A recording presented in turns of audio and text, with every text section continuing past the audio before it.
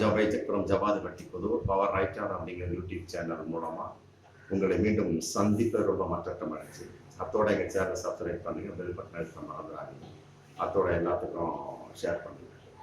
அதாவது பிரிட்ஜ் பூசன், ஆமாம், நாடறிந்த ஒரு பெயர். ஒரு 6-7 மாசத்துக்கு முன்னால கிழிஞ்ச ஒரு தொங்க விடப்பட்ட ஒரு பெயர்.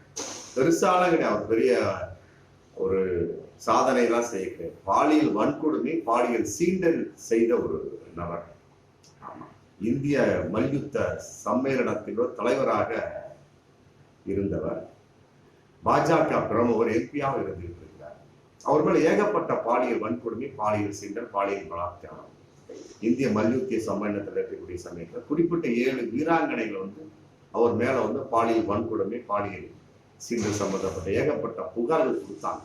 எங்கெங்கயோ போய் கொடுத்தாங்க. அந்த புகார்கள்லாம் காலுக்கு கீழே விதிக்கப்பட்ட ஒரு விஷயமா போச்சு. கண்டுக்கவே இல்லை. அது 7 வீராங்கனைகள் அவர்களாம் இந்திய நாட்டை தூக்கி நிறுத்தியவர்கள். ஆமா, பாஜக பிரிட்ஜ் பூசலுக்கு தான் மதிப்பு கொடுத்தது. அப்புறம் அவங்களும் எங்க தெருவில் இறங்கி போராடினாங்க. மற்றபடி வெயில் மழை எதிரையோ போராடம், யார் யாரும் ஆதரவு கொடுத்தாங்க. அப்போ ஈடுபடுது. இங்க குஷ்பு ஆதரவு கொடுக்கவே இல்லையா? மாலந்தி சீனிவாசன் ஆதரவு கொடுக்கலாம். பாஜக நிர்மலா சீதாராமன் ஆதரவு கொடுக்கல. இந்த இப்ப என் அப்பன் வீட்டு சொத்து அப்படின்னு உதயநிதி ஸ்டாலின் சொல்லணும் பொங்குறாரு. நீ அன்னைக்கு பொங்கிருக்கலாமே. நிர்மலா சீதாராமன் பொங்கிருக்கலாம், வானதி சீனிவாசன் பொங்கிருக்கலாம். ஆமா, இந்த ஏதோ ஒரு விஷயத்துக்கு மன்சூர் அலிகான் திரிசா விஷயத்துக்கு பொங்குறார் குஷ்பு. ஏன் இதுக்கெல்லாம் பொங்கவே இல்லையே? ஆமா, அதன் அடிப்படையில் அவங்களும் வாங்க அந்த 7 வீராங்கனைகள்லாம் எவ்வளவு போராடினாங்க. ஒன்றும் கண்டுக்கவே இல்லை மத்திய அரசு. அப்புறம் அவங்களும் பார்த்துட்டு விட்டுட்டாங்க. அப்புறம் அதன் அடிப்படையில் வேலைக்கு போய் திரும்பவும் போராடினாங்க. அப்புறம் ஏதோ எஃப்ஐஆர் தாக்கல் பண்ண மாதிரி, மற்றபடி விசாரிக்கப்படுகிறார்கள் ஏதோ ஒரு தகவல் வந்தது.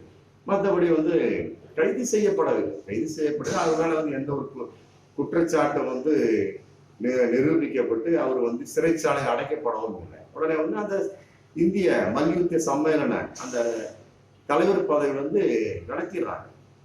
விலகியிருப்பாங்க, விளக்கிறாங்க. அது மட்டும் தான் அவர் கொடுக்கப்பட்ட தண்டனை. மற்றபடி அவர் செஞ்ச ஒரு வீராங்கனை வெற்றி அடைஞ்சாங்க அப்படின்னு எப்படி வாழ்த்து சொல்லுவாங்க? கையில வாழ்த்து சொல்லுவாங்க. மற்றபடி தோல்ல அப்படி தட்டுவாங்க, தலையில இப்படி ஆசீர்வாதம் பண்ண பேசுவாங்க. இவர் அப்படி கிடையாது.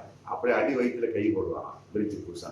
அப்புறம் அப்படியே லைட்டா மார்பு சோர்ஸ் அப்படியே லைட்டா பல ஜகஜால வேலையெல்லாம் பண்ணுவாங்க. அந்த பொண்ணுங்க சொல்றாங்க. அப்போ அதில் கூட நாங்கள் வீடியோ போட்டு உள்ள போய் பாருங்க. அந்த வீடியோலாம் பார்த்தீங்கன்னா இந்த செக்ஸுக்கோட திரைக்கதை வசனம் மாதிரியே போடும். அந்த மாதிரி பண்ணுவாங்க. அப்படி பண்ணக்கூடிய சமயத்தில் அவர் அந்த வீராங்கனை சும்மா விடுவாங்களா? இப்போ புகார் கொடுத்த வகையில் அவர் மட்டும் நீக்கி இருக்கிறாங்க. அவங்க வேற ஒன்றும் நீக்கிட்டாங்க. மற்றபடி அப்புறம் நீக்கியாச்சுன்னா அப்புறம் மீண்டும் இந்திய மல்யுத்திய சம்மேளனத்துக்கு அப்புறம் தேர்தல் நடத்தணும்ல. நடத்துன வகையில சஞ்சய் சிங் அப்படிங்கிறவரு தேர்ந்தெடுக்கப்படுறாங்க. என்னன்னா அவருக்கு கூட இருக்கக்கூடிய ஒரு கீழ் இருக்கக்கூடிய பதவிகள் எல்லாமே தேர்ந்தெடுக்கப்படக்கூடிய சொல்லி எல்லாமே பிரிட்ஜ் பூசனுடைய ஆதரவாளர்களாக வர்றாங்க. பாருங்க, இந்த ஒரு பஞ்சுக்கார பிரிட்ஜ் பூசன் ஆதரவுன்னு அப்புறம் பிரிட்ஜ் பூசனே பாஜகவோட நபர். அப்ப சஞ்சய் சிங் பாஜகவோட நபர், அதுல மாற்று கருத்தே கிடையாது. அது கூட அத்தனை பேருமே பாஜக அப்படியே வந்துடுறாங்க. வந்தவுடனே இந்த ஆல்ரெடி கொடுத்தாங்க பார்த்தீங்களா அந்த புகாரு, மற்றபடி அனுப்பிச்சாங்க பாலியல் வன்கொடுமை, பாலியல் சீண்டல் அனுப்பிச்சாங்க. அந்த வீராங்கனைக்கு மிகப்பெரிய ஒரு அதிர்ச்சி. என்னடா அது, அந்த நபர் மேல நம்ம கம்ப்ளைண்ட் கொடுத்தோம், எடுக்கப்படாமல் திரும்பி ஏதோ எடுக்கப்பட்டு விசாரித்து போட்டு பதவி நீக்கம் மட்டும் பண்ணியிருக்காங்க.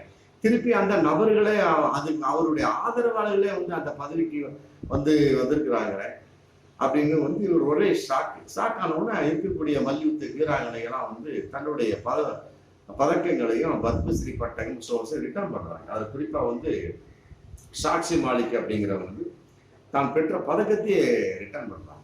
அதே அப்புறம் பஜ்ரங் பூனியா அப்படின்னு பத்மஸ்ரீ பட்டம் கொடுத்தாங்க. அவங்களும் அந்த பட்டத்தை நான் மத்திய அரசு திருப்பி கொடுக்குறேன் அப்படின்ட்டாங்க. அப்புறம் வீரேந்திர சிங் யாதவ் அப்படிங்கிற ஒருத்தரும் பத்மஸ்ரீ பட்டம் பெற்றவர் திருப்பி கொடுத்துறாரு. இது மத்திய அரசு பயங்கரமான அதிர்ச்சி. இந்த ஒரு வாரமா நடந்துட்டு இருக்க ஒரு பிரச்சனை.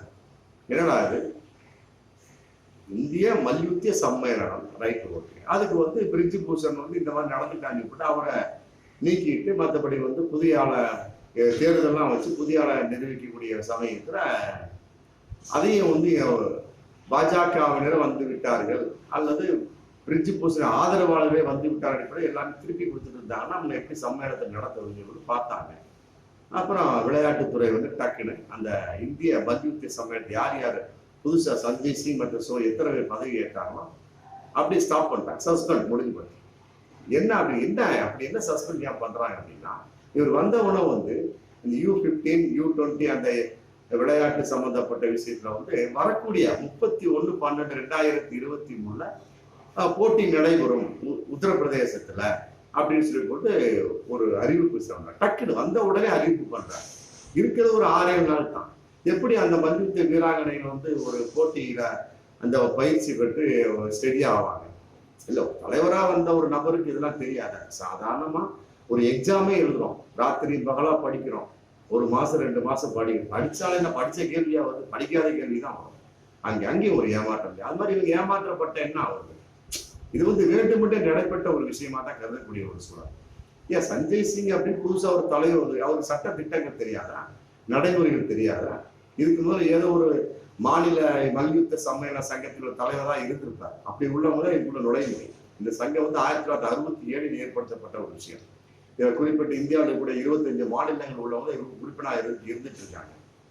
அதன் அடிப்படையில் மாநில சம்மேளன சங்க தலைவர் தான் வந்து இதை போட்டியிட்டு இந்திய மல்யுத்த சம்மேளனத்துக்கு தலைவராக வர முடியும். எத்தனை அனுபவத்தை பார்த்திருப்பாரு. உடனே ஒரு வாரத்துல ஒரு போட்டியை வச்சா அப்படின்னம்னா எப்படி அந்த வீராங்கனை பங்கேற்று வெற்றி பெற முடியும்? இவங்களுக்கு ஒரே அதிர்ச்சி.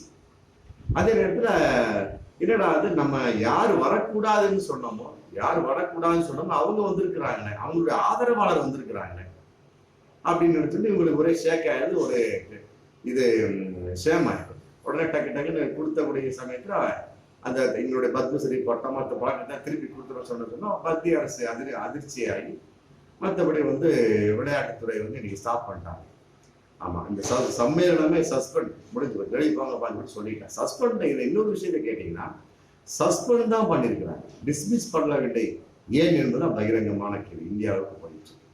நாடாளுமன்ற கலர் குண்டு தாக்குதல பாருங்க, அப்படிதான் 147 எம்பிக்களை சஸ்பென்ஸ் பண்ணி சும்மா ஒரு கண்ணாமூச்சி விளையாட்டல்ல, அதை உண்மையாவே விளையாடினாங்க. இது வந்து உண்மையாக அல்ல, கண்ணாமூச்சி விளையாட்டுகள் என்பதுதான் பகிரங்கமான ஒரு மிகப்பெரிய ஒரு நாம் கொடுக்கக்கூடிய ஒரு தாக்குதல் பாஜக அரசு மத்திய அரசின் மூலமாக. வந்திருக்கக்கூடிய நபர் வந்து வேறு நபராக இருந்தால் ஏற்றிருந்திருப்பாங்க. பிரிட்ஜ் பூசனுடைய ஃபுல்லா ஆதரவாளர். அதே நேரத்தில் வந்த உடனே வந்து போட்டி அறிவிக்கலாமா? சரி, அறிவிக்கக்கூடிய சமயத்தில் 2 மாசம் 3 மாசம் கேப் போட்டு பண்ணக்கூடிய சில சட்டத்திட்டங்கள் அது இருக்கும். அந்த சட்ட திட்டங்கள்லாம் தெரியாம அடுத்த வாரமே போட்டி அப்படின்னா எப்படி அந்த வீராங்கனை ரெடியாக முடியும்? இதெல்லாம் வந்து தெரியாம வந்து ஒரு நபர் சஞ்சய் சிங் அப்படிங்கிற நபர் வந்து தேர்ந்தெடுக்கப்பட்டிருக்காரு. இது கூட எத்தனை உள்குத்து வேலை நடந்திருக்கும். இதெல்லாம் வந்து பாஜகவுக்கு ஏற்பட்ட மிகப்பெரிய ஒரு அடியாகத்தான் பார்க்கக்கூடிய ஒரு சூழல். ஆமா, உண்மையிலே இதெல்லாம் வந்து வெட்கப்பட வேண்டிய விஷயம். நாடாளுமன்ற கலர் தாக்குதல் சம்பந்தப்பட்ட விஷயம் அப்படித்தான்.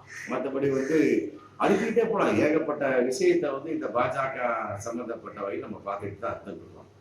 அதே நேரத்தில் சிபிசிஎல் இந்த தமிழ்நாட்டில் பாருங்க, அவங்களுடைய மத்திய அரசு நிறுவனம் தான். பாஜக ஆண்டு ஒன்றுக்கு மத்திய அரசு நிறுவனம் தான். ஃபுல்லா வடசண்டைக்குள்ள ஒரே எண்ணெய் படம். அங்க வடசண்டையே நாரிட்டு கிடக்குது. அதுக்கு ஒரு சம்பந்தப்பட்ட ஒரு வார்த்தை கூட பாஜக பேசவே கிடையாது. சம்பந்தப்பட்ட ஒரு விஷயம் கூட பேச கிடையாது.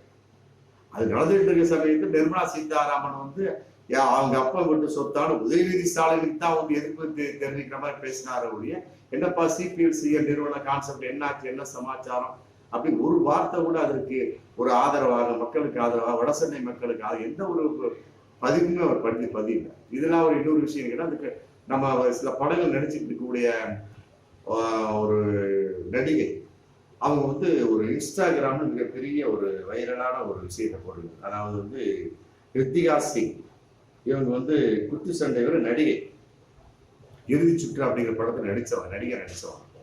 அவங்க வந்து இதயம் கணக்கிறது அப்படின்னு இன்ஸ்டாகிராம்ல ஒரு பதிவு போட்டிருக்காங்க. இல்லை, இதை கேட்கக்கூடிய சமயத்துல எல்லாருக்குமே மனசை வந்து இதயம் கனத்துதான் இருக்கு, மனசை வந்து வெடிச்சு போற மாதிரி தான் இருக்கு. வீராங்கனைகளை வச்சுதான் வந்து இந்திய நாடு தூக்கி நிறுத்தம். இந்த மாதிரி ஒரு விளையாட்டு சம்பந்தப்பட்டவங்க போய் விளையாண்டா தாங்க இந்தியாவோட பெருமை தூக்கி நிறுத்தம். இந்த கிரிக்கெட் போட்டி சம்பந்தப்பட்ட பெருசா ஆடுனாங்க, அவுட்டு. இந்தியா வந்து உலகக்கோப்பை வென்றதா? இல்லைங்க. வென்றதா இன்னும் அவங்க மிகப்பெரிய ஆட்டத்தை ஆடி இருக்கு இந்த பாஜக அப்படிங்கிற பகிரங்கமான ஒண்ணு. சாதாரணமா ஒரு இஸ்லாமிய வீரன் வந்து தோத்துட்டு போறான். உடனே ஜெய் ஸ்ரீராம் சொல்லி போட்டு உள்ளவன் கத்துறான். யாருடைய தூண்டுதல் இது? இல்ல ஜெய் ஸ்ரீராம் அப்படிங்கிற கோஷத்துக்கும் மற்றபடி கிரிக்கெட்டுக்கு என்ன சம்பந்தம் இருக்கு? நல்லாவே இல்லை. மல்யுத்த போட்டியில இந்த மாதிரி நபர்கள் சில நேரங்கள ஜெயிக்கக்கூடிய சமயத்துல ஜெய் ஸ்ரீராம் கத்தாம போனானுங்க. அந்த மாதிரி நடக்க வாய்ப்பு இருக்கு. எங்கெல்லாம் இந்த பாஜக அரசு மத சாயத்தை பூச வேண்டுமோ, அரசியலை பூச வேண்டுமோ, அங்கெல்லாம் பூசாம என்ன மற்றபடி தேவையற்ற நிலைகள்ல ஒரு அரசியல்ல ஒரு விளையாட்டுல அங்க பூசிக்கிட்டு இருக்கிறவங்க கெடுத்துட்டு உட்காந்து அவங்களோட ஒரு லட்சியம்னு ஒரு விஷயம் இருக்கு இல்லையா, அது பாதிக்கப்படுதா? அரசியல பூசுங்க. எங்க பூசுறீங்க? உங்களுடைய சொந்த நிலைப்பாட்டில பூசுங்க. இந்திய பொருளாதாரத்துல பூசாதீங்க. ஏன்னா இந்திய மக்கள் மேல பூசாதீங்க. உங்களுக்குள்ள நீங்க பூசிக்கீங்க, அரசியல பூசிக்கீங்க, மதவார்த்தை பூசிக்கீங்க, வெளியே காட்டாங்க. உங்களுடைய கொள்கையோட இருங்க. வெளியே வரக்கூடிய சமயத்துல மக்கள் கேள்வி கேட்பாங்களா இல்லையா? நான் அப்படி கேட்பேன். அப்படி கேட்கப்பட்ட கேள்வி விளைப்பாடு தான் பிரிட்ஜ் பூஷனை இன்னைக்கு பதவி நீக்கம் செய்யப்பட்டு திருப்பி என்ன ஆகி போச்சு? ஒண்ணுமே இப்படியே போயிட்டு இருந்ததுன்னா இந்திய நாட்டினுடைய ஒரு நிலம் இன்னும் கேவலமா தான் போகும்.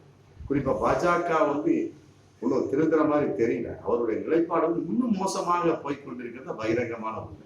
மீண்டும் அடுத்த வீடியோவில் சந்திப்போம். நன்றி.